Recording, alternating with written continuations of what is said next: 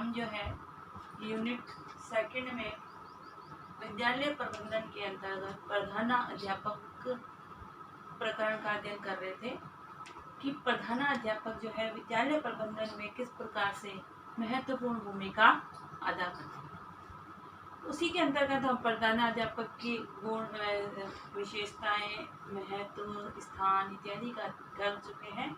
आज हम जो है प्रधानाध्यापक के नेतृत्व संबंधी प्रशासनिक गुणों का अध्ययन करेंगे कि क्योंकि प्रधानाध्यापक जो एडमिनिस्ट्रेटिव से संबंधित कार्य को संपादित करता है, अर्थात लीडरशिप जो उनका महत्वपूर्ण कार्य है, उस कार्य को करने के लिए उनमें एडमिनिस्ट्रेटिव से संबंधित प्रशासनिक गुण कौन कौन से हैं, नेतृत्व से संबंधित उन गुणों का अध्ययन करेंगे। उसके ही अंतर्गत पहला अध्याय नियोजन करना, अर्थात किसी भी कार्य को जब हम प्रारंभ करते हैं तो उसकी एक योजना बनाते हैं।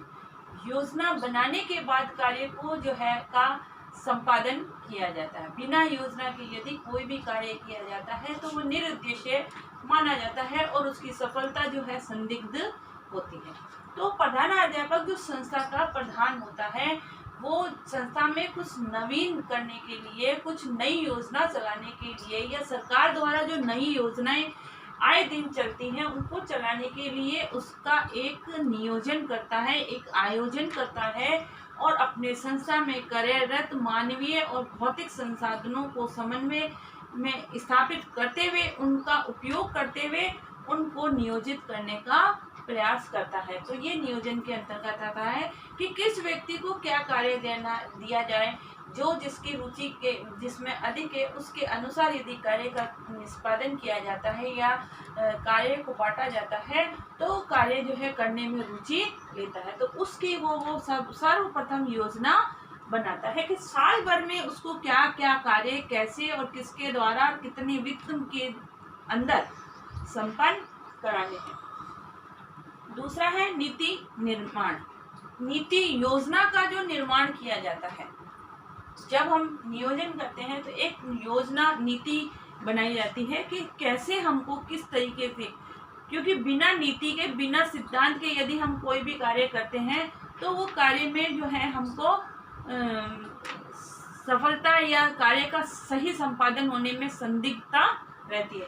तो उसके लिए एक नीति बनानी पड़ती है, उस नीति का निर्माण किया जाता है और उसके बाद उस कार्य को संपादित किया जाता है। इसके बाद एक क्रियान्वयन। जब नीति आयोजना बन जाती है, नीति योजना बन जाती है, उसी के बाद में उस कार्य का कैसे क्रियान्वयन किया जाना है, कहाँ हमको जो है प्रैक्टिकल वर्क ज़्यादा करना पड़ेगा, कहाँ सैद्धांतिक वर्क ज़्यादा करना पड़ेगा, कहाँ हमको किस कार्य को अधिक वेटेज देनी है, किस कार्य के संपादन में कितना समय लगेगा, कितना धन लगेगा, इन सब की क्रियान्वयन जब हम उसको कार्य को फील्ड में करते हैं तब उसको जो है क्रियान्वयन किया जाता है। और कार्य करने में हमको कितनी कठिनाई आ रही है, क्या क्या परेशानी आ रही है, कैसे करना है, ये सब कार्य के क्रियान्वयन पर जो है निर्भर करता है।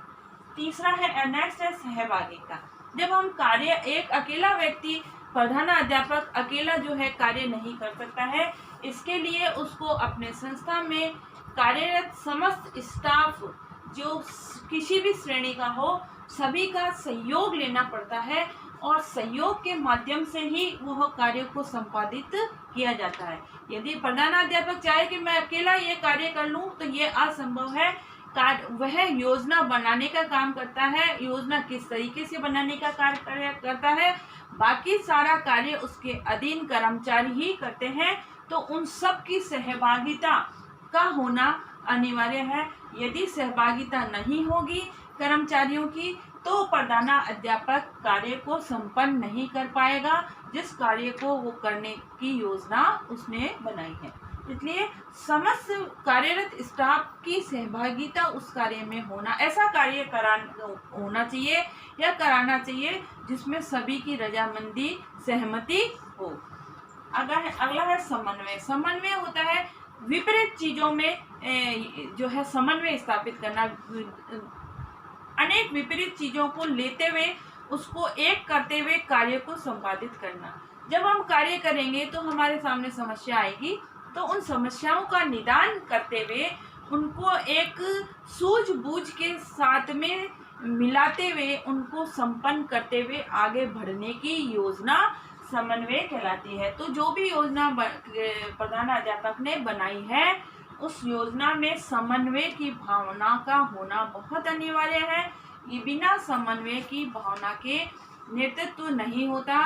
समन्वय जो होता है दो विपरीत चीजों में होता है, जैसे कि कुछ कर्मचारी जो है उस योजना से सहमत होंगे, कुछ सहमत नहीं होंगे, तो दोनों में समन्वय स्थापित करते हुए, दोनों को समझाते हुए, तारतम्यता स्थापित करते हुए कार्य को संपन्न कराना समन्वय कहलाता है। इसके बाद है व्यापकता का सिद्धांत। योजना जो है बहुत व्यापक होनी चाहिए, अर्थात उसका उद्देश्य संकीर्ण ना होकर व्यापक दृष्टिकोण को लिए हुए होना चाहिए।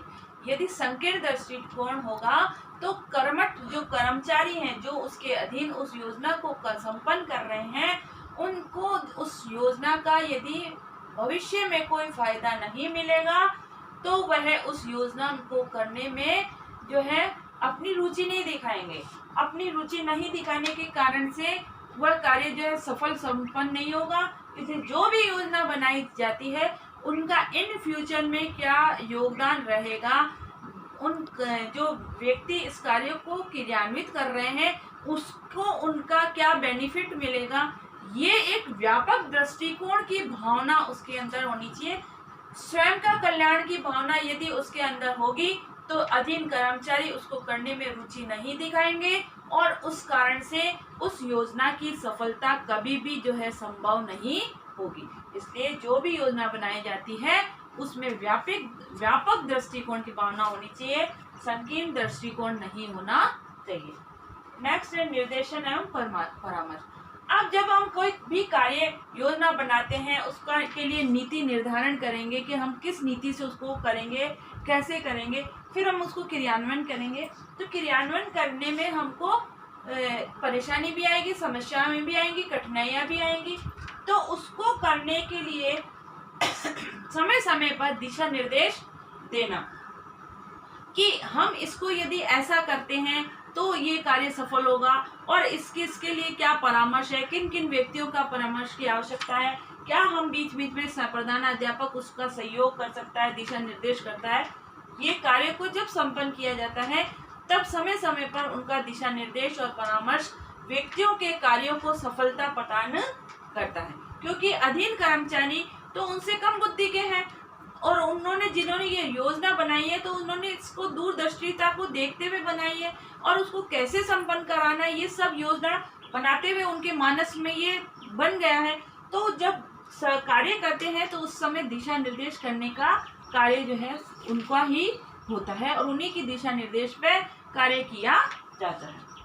8वां है प्रबंधन का सिद्धांत कि जो भी योजना बनाई है उसका मैनेजमेंट कैसा है। यदि प्रबंधन उसका सही नहीं है, मैनेजमेंट उसका सही नहीं है, तो वो कार्य जो है सही नहीं होगा।